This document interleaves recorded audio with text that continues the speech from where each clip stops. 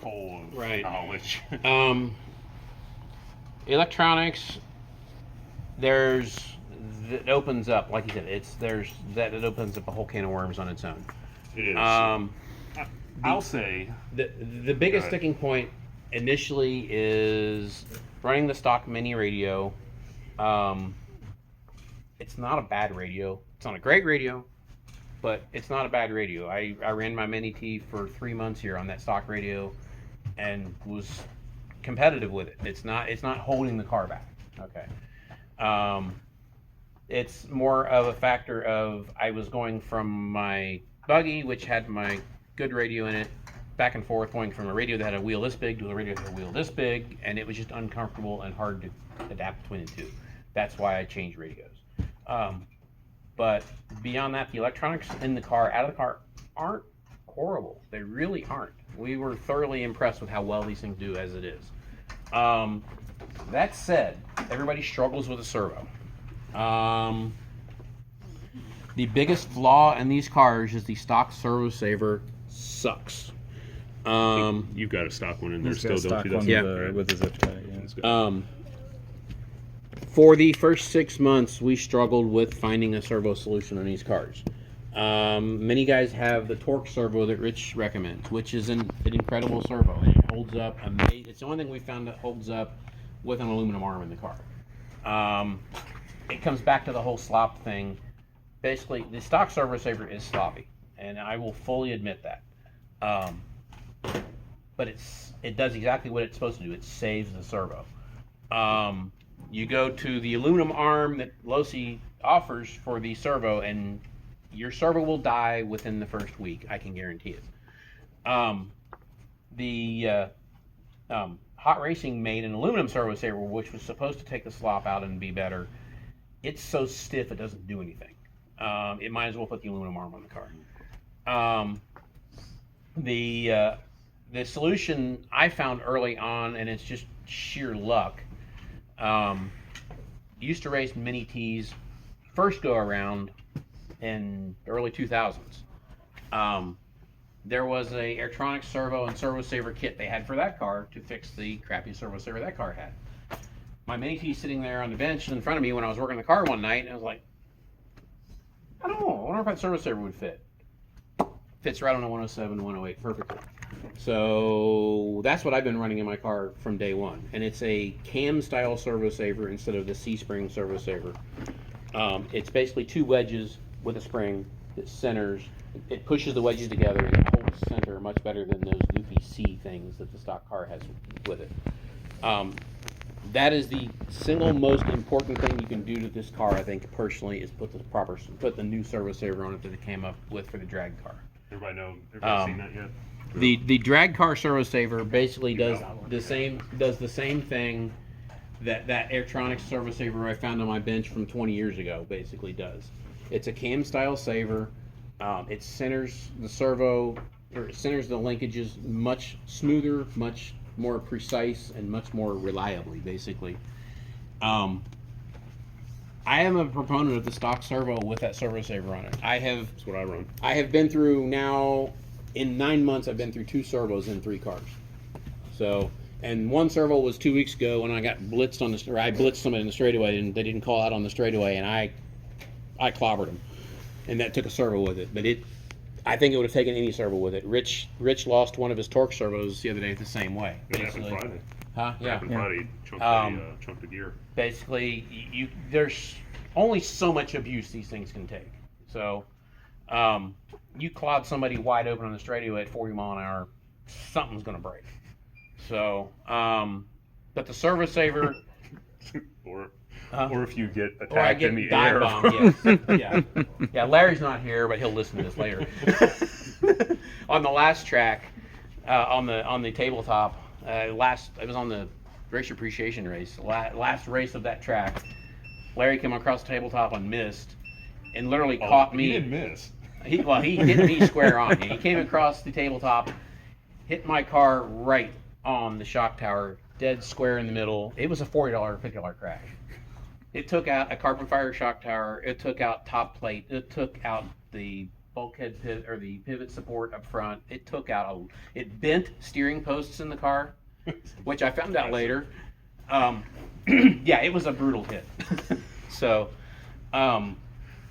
they can only take so much. They take a lot more than we ever thought they would. Believe me. These cars, every time somebody on one of these forums goes, "Oh, those things are junk, they fall," I was like, man, come race with us and see what these things will go through. Sorry, Corey. Corey's a perfect example of what these cars can handle. But the servo is the big thing.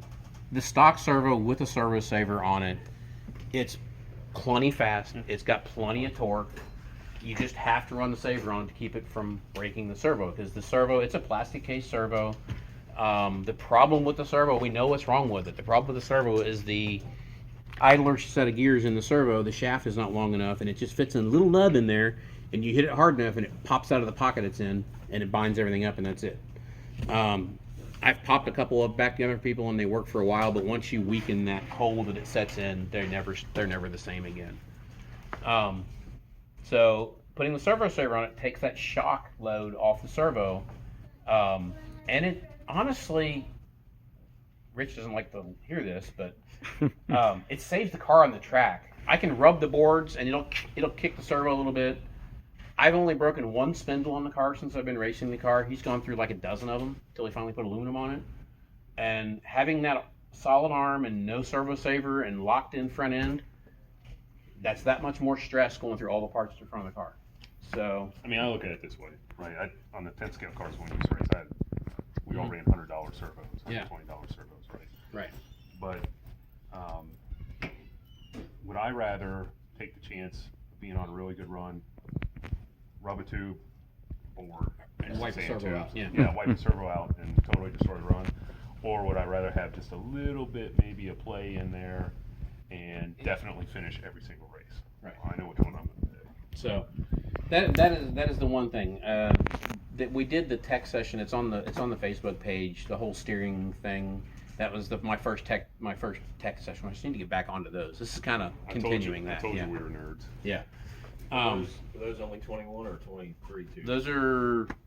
Can you get them either? No, There's an adapter. They only are. They basically only fit the SX 107 and 108, and then that EcoPower, which is a clone, basically.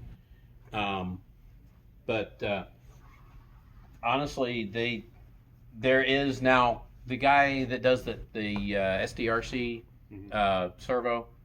Or there's more letters in there somewhere. He is making or 3D printing an adapter to be able to put that servo saver on his servo. And I was thinking about printing some myself, make some adapters so they'll fit like the torque servos and stuff like that. Basically, resin printers should be able to make a fine enough spline and stuff to be able to make and it's not a stressed piece really of the car. So we're thinking about making other adapters so we can use these, because it is a saving grace on this car. It helps so much on the front end. Yeah, I guess the other thing is don't feel like you need to spend hundreds of dollars on a servo for these. Right. Right. That it's just not necessary. Now that said, there's an SX 117 coming. That but even that's only going to be like 60, right? Which still $60. Yeah. It's not necessary. It's just not necessary, right? The focus here is on not wrecking. Right. And these servos are fine. The stock Right. servos are fine. I run one of the ready to run servos in my stock car. Right. For my son's mini T that he's got. It's totally fine. Yeah. There's nothing wrong with these servos. They will now. I will say they will wear over time because it's not a bearing servo, even though they're Horizons and call it as it is. It's a bushing servo. There's not a bearing, so they will get sloppy over time. But at $18 a servo, who cares? It's cheap compared to spending $60 on a servo that you might strip a gear the next run.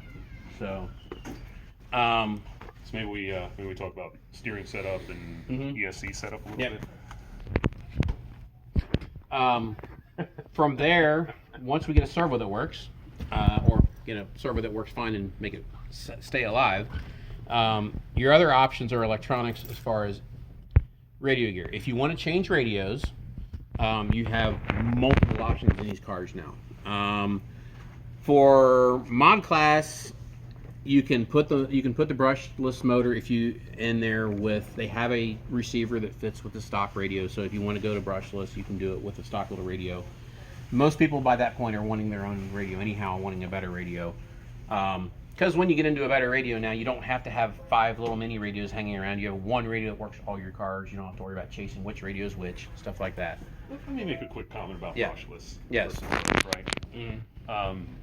These brushless motors turned up here are way too much. All right, I run my brushless motor at like 80%, right? But you just don't need more. And Right. if you look at lap times, my fastest laps and on a couple of the tracks it was 1 second, but Right. but that's a hero lap difference, right? Most of the laps, half second or less.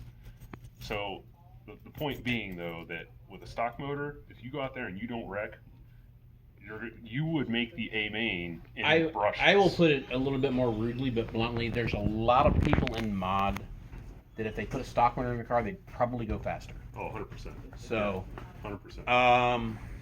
it's brushed car. It's a consistency thing.